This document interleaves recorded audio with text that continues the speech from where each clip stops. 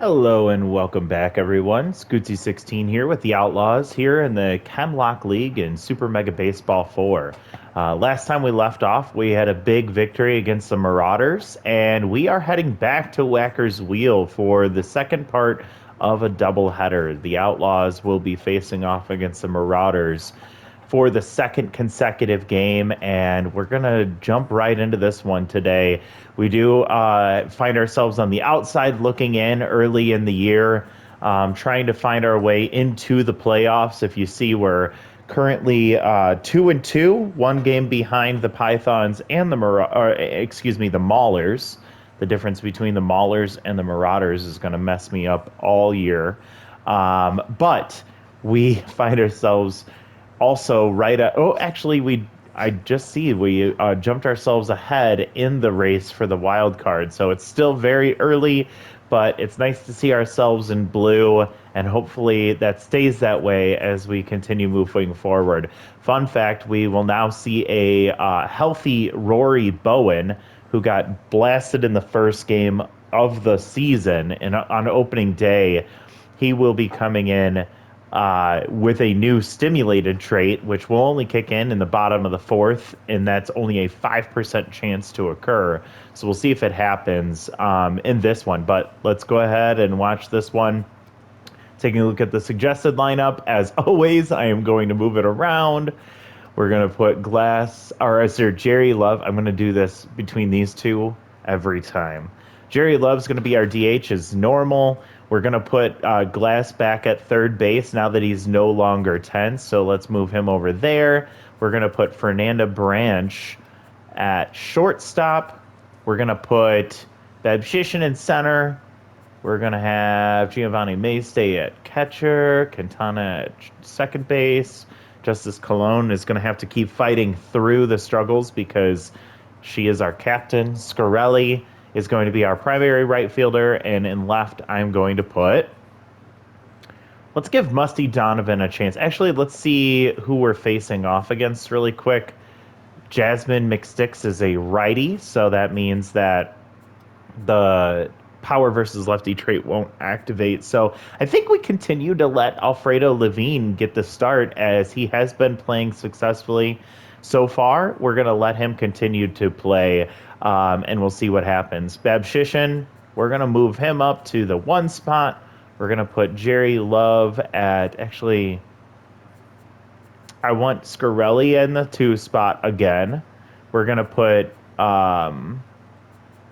Rock Quintana, who's been playing very well. We're going to keep him in the three hole. We'll put Jerry Love at 4. Actually, I want Giovanni Mays at 4, then Love, then Glass Snyder. We're going to move Justice Colon all the way to the 8 spot, as Fernanda Branch has still been producing very well, so she deserves to play up. Justice, you have to show that you can do it before we're going to let you move back into your normal spot in the batting order. So that's where we'll go. I actually do want to see our alternate uniforms again, this time against the Maulers. The Marauders. I'm going to do this every time, aren't I? Oh, maybe we keep our current away uniforms. We also won last time out with them, so let's keep that going. All right, let's play ball. 6 innings at Whacker's Wheel for the second consecutive game. Can we keep our momentum going compared to the last time we came out, where we did end up taking the victory in that one, behind a very great performance from the newly signed pitcher Edgar Lang. I think that was a good decision for us to bring him in, and he produced for us. So we're going to get things started with Dalton Babshishin here in the number 1 spot. Dalton gang, rise up. See if he's able to keep the momentum going from his last start. It doesn't look like it's going to happen after that one, as he swings through strike 3 on a 1-2 count for out number 1 here to lead off the game. Scarelli comes up, batting .500 with a home run, a solo shot. And as we take a look at Jasmine McSticks, She has really great off-speed stuff, that junk. She only has 3 pitches as a starter, so it does not bode well for many starters. She has a 4-seam, a slider, and a curveball. And Scarelli with the tough out activated, he swings through a pitch that was well out of the zone, low and outside. All right, Rock Quintana with his maxed out off-speed hitter. He's going to try and look for that slider or curveball to activate here. And there it is, and he gets that down.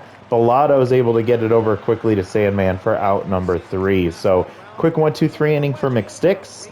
And here comes Rory Bowen, who once again went 1 inning after getting hit in the face in the first on opening day. He hasn't gotten a chance to really open up and see what he's capable of yet.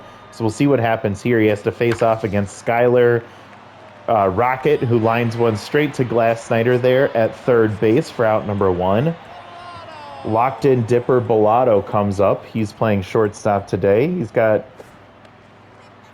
himself some momentum coming out of the last one. I don't remember exactly how well he did. Bowen's got an 0-2 count. And swings through strike 3, so things are already looking up for him. He now has to face off against Timber Pickles, the center fielder playing left field today. I don't think he got the start last time out, as he's a 125 average, so he might have been struggling, as most of this offense is. Takes strike 1 with 2 outs. Swings through strike 2 on the nasty curve, and does not chase that one. And there's that curveball just as Colon scoops it up, steps on first, and a 1-2-3 inning for Rory Bowen, not even having to worry about a ball flying at his face as he gets out of that one unscathed. So nice start for both pitchers. We'll see what happens as we move to the top of the second here. Giovanni Mays had a big game last time out, which was really nice to see from him. He's locked in, and we'll see if he can make some things work, as she's really messing with these batters. McSticks is giving him a hard time. 2-2 count here for Mays. Fights that one off low and outside. It wasn't his pitch, but he knew it was too close to take. He takes ball 3 that dropped out of the zone there on the slider.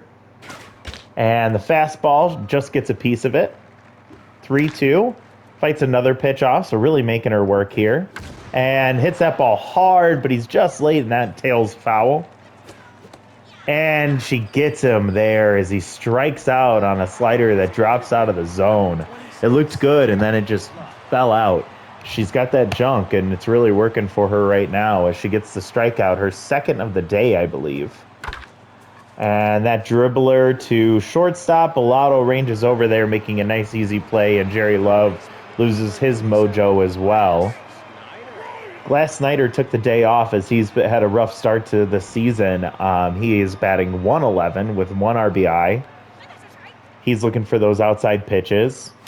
And he gets it there. He pulls it, and that's going to stay fair just inside the line. Pickles gets to it very fast in the corner there. And Glass Snyder with 2 outs getting a base hit to keep the momentum going for the Outlaws here, or at least get some momentum going, hopefully, for Fernanda Branch. Having a good season. She's having trouble making contact, but when she does, she's been hitting the ball very hard. And she hits that ball hard to center field, and he's not going to get to it in time. Rocket does corral it, and it's not going to be there in time as the runner is coming home, and it's going to be a 1-0 ball game as a huge hit from Fernanda Branch, a 1-run double. And that ball hit so hard. I think did it one-hop the fence, or did it actually bounce off the back wall? Just on a line. Got out there too fast for Rocket to catch up to it. And Justice Colon, who has been abysmal so far, dodges that one. 2-1 count with 2 outs. Pushes that one foul, so now 2-2. She's still tense. And she pops that one. Foul. Is it going to get out of play? Oh, Pickles is able to range over there quick enough, right up against the wall. Stopped himself before colliding, and that's out number 3. So another rough at-bat for our captain, Justice Colon. But we do see us Outlaws take the lead on a 1-run double, an RBI double for Fernanda Branch, continuing to show up for us offensively and defensively playing her second position of shortstop. We see a line out to center field, or I mean left field to start this bottom of the second. Nice quick one out there, but ball was hit very hard, so Bowen's got to be careful. And now Chirp Wallace comes up, 0-2 count, and he pops that one to right center field. It looks like it's going to hang up. Scarelli ranges over, calls off Babshishin, and catches that about 5 feet from the warning track for out number 2. Now here comes Geronimo Bamber as Rory Bowen is locked in now. He's been cruising through 1 2/3 innings. 2-1 count for Geronimo. Swings through strike 2. He's been having a rough season so far. And that one, nice play by Cologne. She's been showing up defensively even when she's been struggling offensively. So we can thank her for that, as she has been still putting her best out there, even though her offense has been so rough to watch. And it does make me feel frustrated about making that decision to sign her. But of course, if we look back, we wouldn't have been able to predict that she would struggle this much. Line out from Alfredo Levine to first base, and that's a quick out number 1. And here comes Dalton Babshishin, who struck out his first at-bat of the day. And Nick Six is having a pretty good outing so far, all things considered, especially only having 3 pitches as a starter. That's usually a very big problem, as Babshishin pushes that through the middle for a base hit with 1 out. But she has been able to mix up her pitches really well. She's also been able to make that junk work. Those breaking pitches are falling, just flying out of the zone, really fooling these pitchers. And then she's hitting her spots for the most part. So I got to give her some credit there. Jasmine has been playing really well so far, but we already got 1 on her. The runner takes off on the hit and run, and it looks like they're going to have to go back as Scarelli does line out to Pickles there in left field for out number 2. And Rock Quintana, he did ground out his last time up, but he's still locked in. He's still looking for that off-speed pitch. He got it there, but took it for a strike. There's another off-speed, but that's going to stay inside. Fastball low, 2-1 count with 2 outs. And there's the off-speed, but it's going to be an inside-out swing as he pushes it to second base, and that's an easy ground out for out number 3. Nothing doing here in the top of the 3rd. We move down to the bottom, and we see BB Theodoris coming up. Didn't do much last time out, batting 200 on the year, no home runs, no RBIs. Usually when I say that, I jinx myself. We're going to say that that's not going to happen this time. 1-2 count as that ball drops just at the bottom of the zone, and a dribbler to Glass Snyder at 3rd. Tosses across the diamond for out number 1. Musty Acevedo was tense all of last game. He's still tense in this one. He's DHing today. He has contact versus righties activated, not activated, but how does that stay up? Oh my gosh. Acevedo hits that to right center field, pretty much almost dead center, and that's 407 as it just barely makes it out, and Acevedo is now back to neutral mojo, as there is Bowen's mistake. He gives up a home run to the number 8 hitter, Acevedo, who has yet to make much contact at all this year. He found it there. And by the way, contact versus righties was not activated, as Bowen is a lefty. 0-2 count here. And Hatmore, trying to stay alive, fouls that one off. Almost chases that one outside of the zone. That ball just misses the strike zone as it crosses the plate.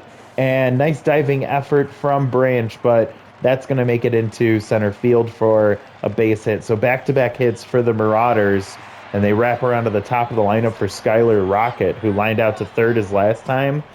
But he's always a threat. He's batting .077, has maxed out high pitch, takes a high pitch strike. That one just sails out of the zone. Bowen back to neutral. Way late on that swing is Skylar Rocket, so he's down 1-2. Fights that one off, so fouls it off for a 1-2 count to remain the same. High pitch there that he just misses. And that one right down the middle, and he just got under it. That's going to sky high. It actually, I'd almost hit the rafters up there in the dome, but Babshishin was able to haul it in for out number 2. So dodged a bullet there on a ball that could have gone a long way if he was able to get more barrel on it. But Bowen trying to get out of this situation after giving up that home run to Acevedo to tie up the ball game here in the bottom of the third.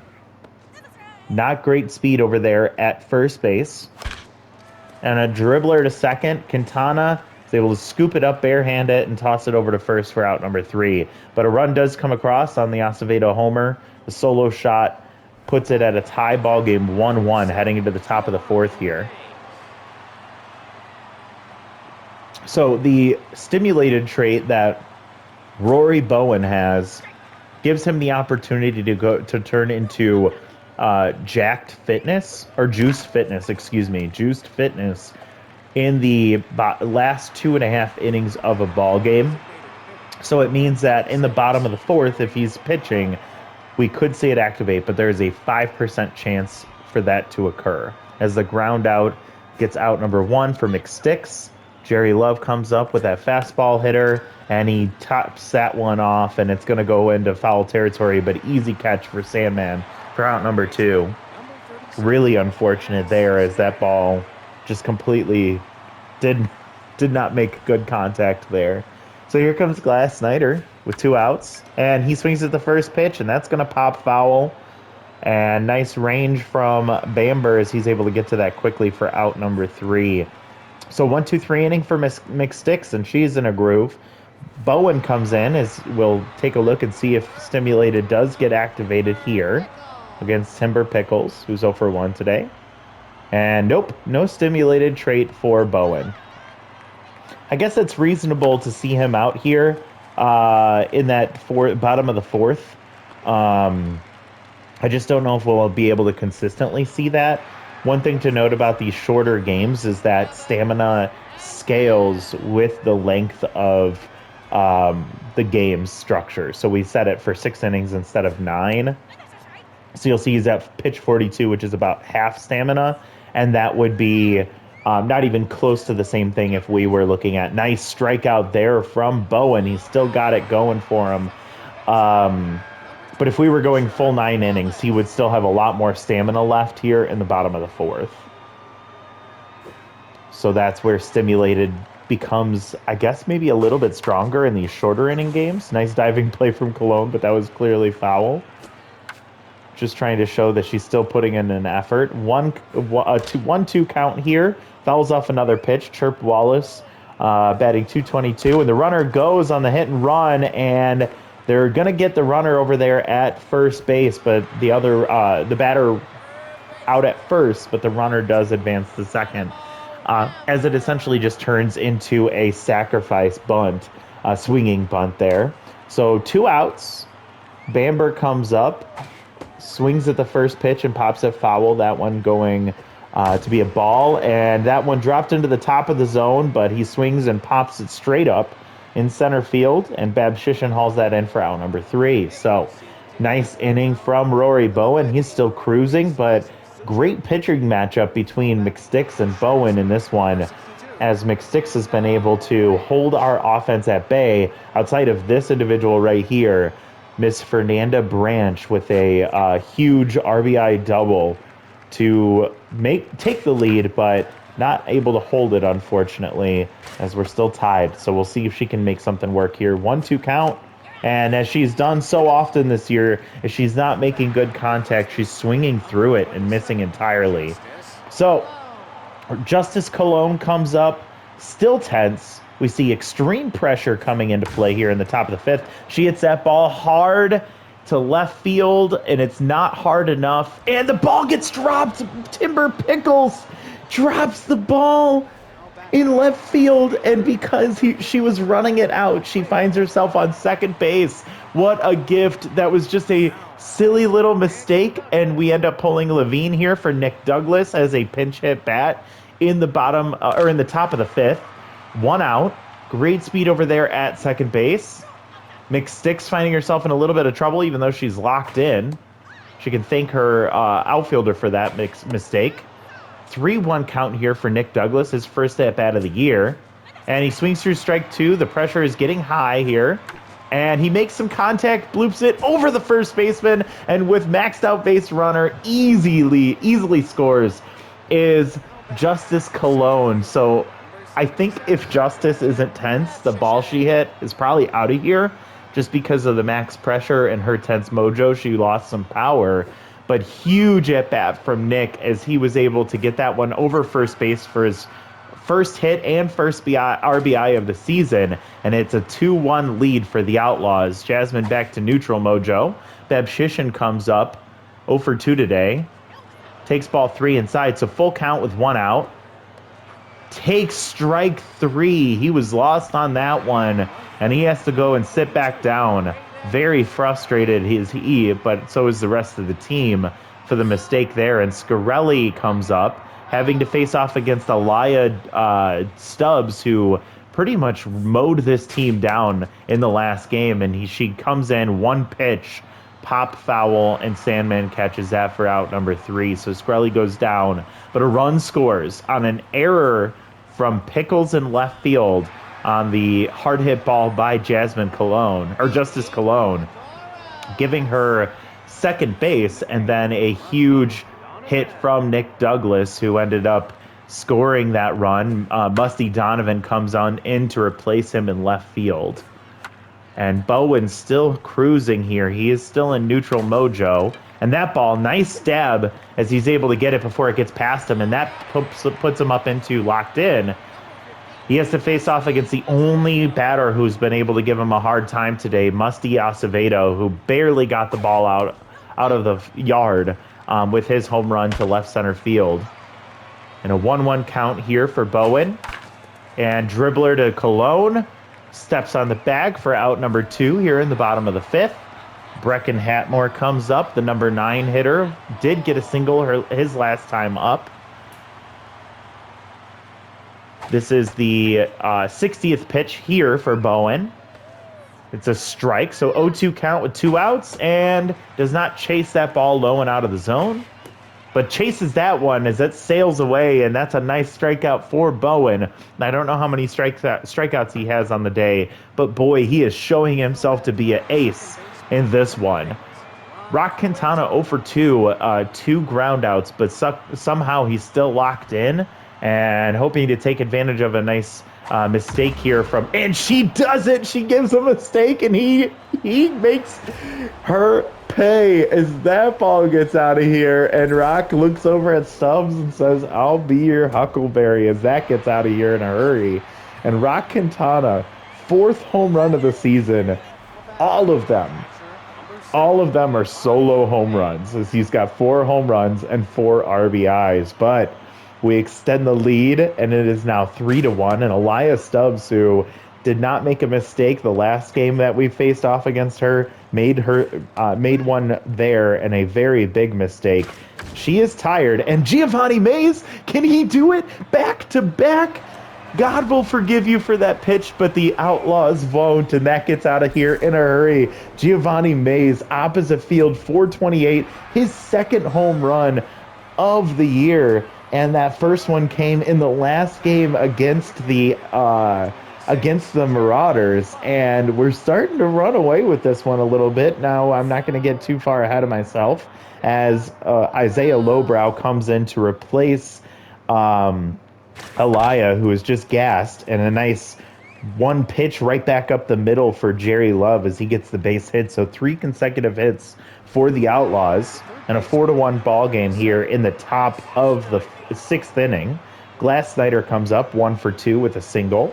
No outs yet. Looking for an outside pitch from Lowbrow, and he does have an a little submarine pitching action here, a sidearm. He's got a 4-seam, a changeup, and a curve. You saw the curve right there, and it didn't fool him as Glass Snyder sends it back up the middle for another base hit. So 4 consecutive hits for the Outlaws here. 2 on, no outs. Fernanda Branch comes up 1 for 2 with a double. She got the first RBI of the game, and she takes strike 1 there. She did strike out her last time up, unfortunately. She fights that one off. She's down 0-2 very quickly here against Lowbrow. And she almost swings at that one, but takes it for a ball. And she makes just enough contact, but swinging way late on that one. And Lowbrow drops it into the zone. Wallace flips it over to Bellato. Bellato to Sandman, and that is a 4-6-3 double play.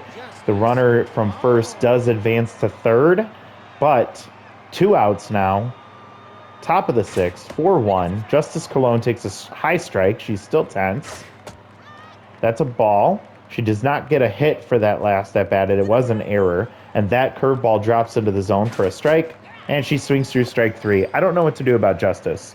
She has been struggling. Do we sit her for a game? I think we might have to. She needs to reset herself.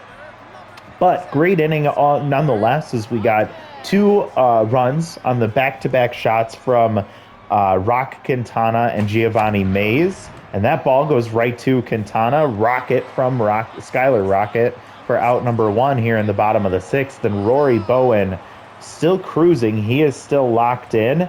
This is his 64th pitch here against Bellato. And, did not make the diving attempt, and that's going to be a base hit. Fernanda Branch may have had a chance there. Bellato goes back to locked in on the base hit. And Timber Pickles, who's now tense because of that error, comes in a max pressure situation, and they do decide to pull Bowen for Jacoby Maddox. He has not been pitching to the greatest as the captain of this pitching staff, but he comes in with a good opportunity as he's pretty well rested. K Collector activates on that shattered bat foul and swings right through it. Pickles goes down, had a rough game today, and he's going to have to go back to the tape and figure out what he was doing wrong. All right, so Havoc Sandman comes up. Ace Exterminator does get activated, RBI Hero not, and he is tense with this max pressure. That's going to offset a lot of this. He's down 0-2 with 2 outs. K Collector activates for Maddox and chases that one for strike 3. And the Marauders go down. The Outlaws come into Whacker's Wheel and sweep the Marauders, the divisional rival of us.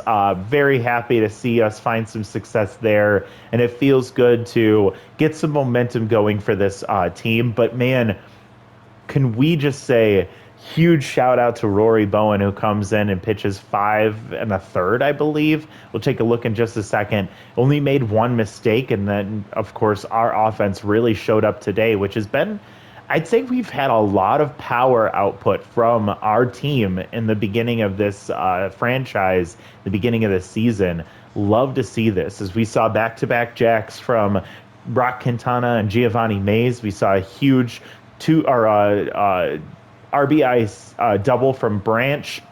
And then we saw a big hit from Nick Douglas, his first at-bat of the season, and he bloops one over to first base. And Justice Cologne ends up scoring. She reached on second base on an error from Pickles there in the left field. Not much offense for the Marauders. Acevedo, who was tense, came in and got a nice home run to right center field. And that was the only offense for this Marauders team, as they only got 4 hits. Looking at the pitching staff, Bowen does get the win, 5 1/3, 4 hits, 1 earned run. It was the home run. He struck out 3. Maddox comes in for getting those last 2 outs, and he struck them both out, getting the save. Nice performance and appearance from him.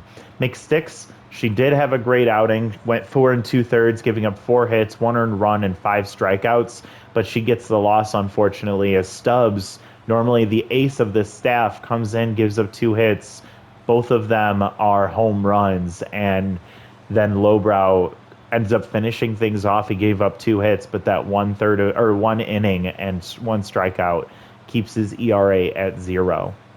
All right, so Jasmine somehow gets the number 1 spot. Rory Bowen with the number 2, and then Musty Acevedo with the 3 spot, which is kind of strange to me, but it is what it is.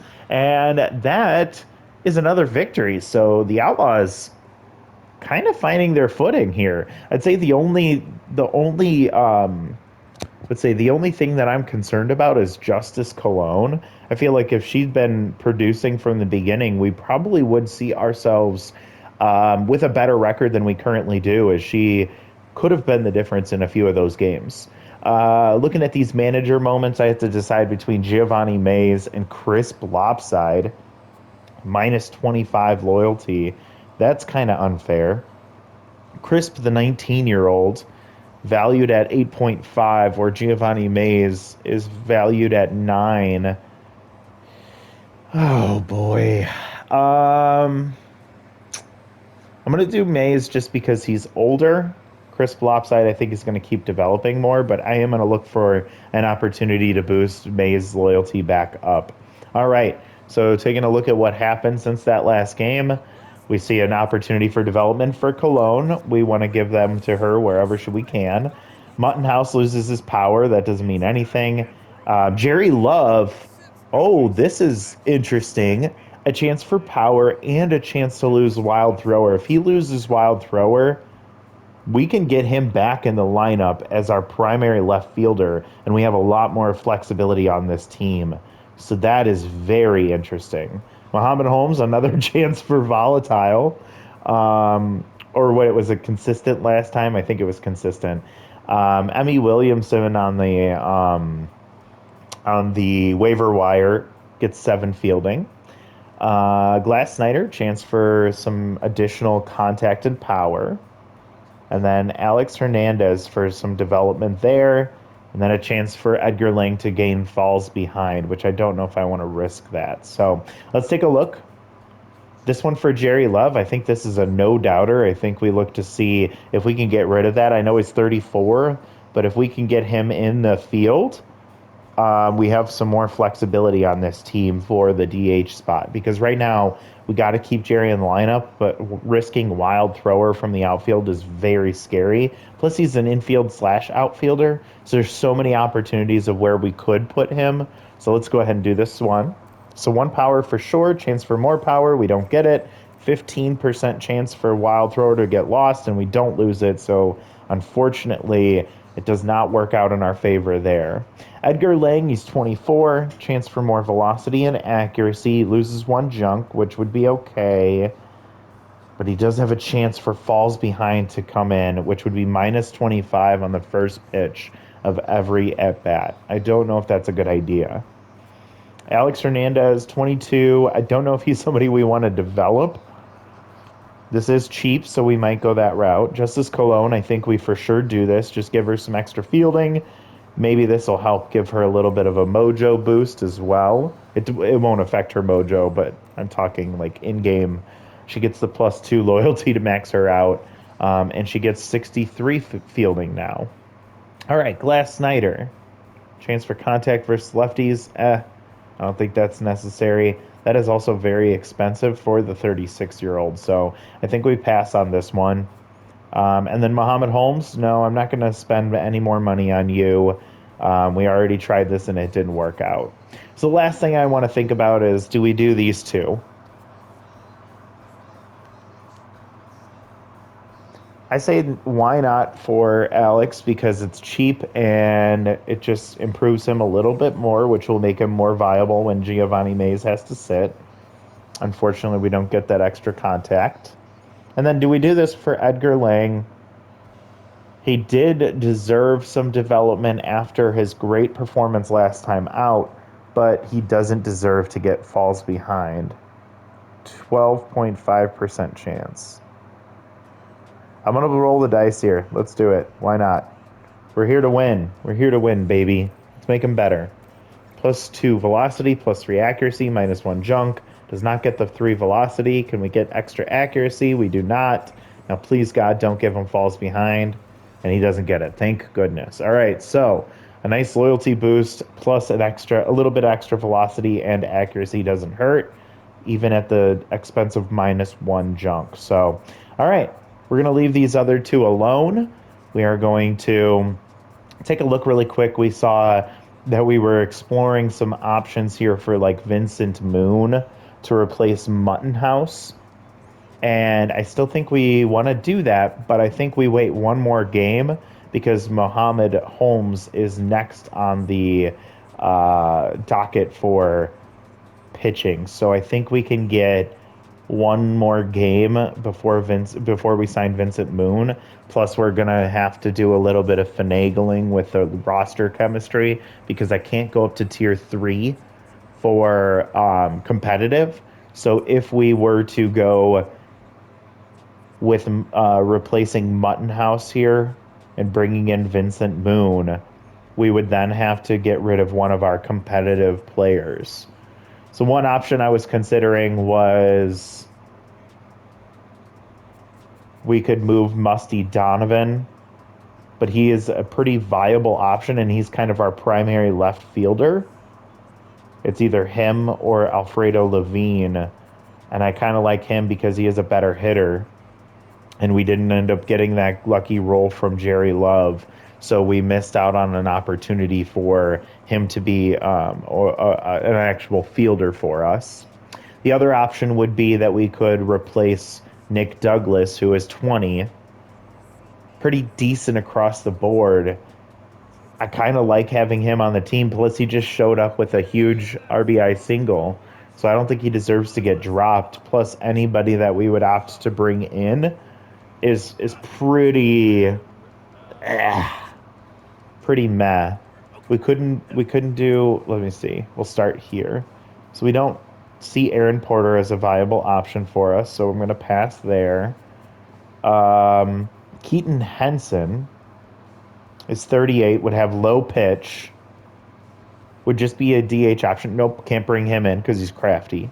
Couldn't bring in Jerome Birch because Jerome is competitive and we need to get rid of competitive. We could bring Hezekiah Fisher, which would have maxed out fastball hitter and tier 1 base jogger, but I don't think that that's a good option. Plus, he's way worse, so I don't want to downgrade too much. Charles Rangel does have off-speed hitter, but he's crafty, so we can't bring him in. I also might consider this Pretend South because tier 2... Oh, we can't do it. She's spirited. Oh, man. Where do we go? Let me see. So we got Besto Durham, which we could bring in. Would have maxed out wild thrower, but he'd only be a first baseman. We can't do Brittany. We can't do Marcus. Sammy Hodges. Second base infield. We can get our discipline even higher, so that's okay. Sammy Hodges is 26. He's pretty even across the board, and he's an infielder, so we'd give ourselves some depth there. Where's he at? He's currently at his current value. I think we star Sammy Hodges. We look to bring him in, and then when we bring in Sammy Hodges, we can then bring in Vincent Moon to replace Mutton House for his start next time out. So I think that's the route we go. Just taking a look at some of these other options, I don't like having maxed out easy target, which would be plus 30 accuracy to the opposing pitcher when they come up to bat. Can't do Francisca. Joanna Haley has good speed and defense. Amara Russell, those traits just don't play up in this current structure. Waylon Campos, I think I pass. Pretend South is an interesting option because she's also really fast. I don't think we have the ability to get rid of any of our spirited players. We could look at getting rid of Pavla Kirk, but she's too good to replace with such a downgrade. She didn't have a good outing last time, but she's a good defender, and she has a good bat as well. So yeah, I think next time out, what we're going to do is we're going to look at bringing in Vincent Moon, but because that would bring us to tier 3 competitive, we have to get rid of a competitive player. So in order to do that, we are going to look at bringing in, who was it? Where you at, buddy?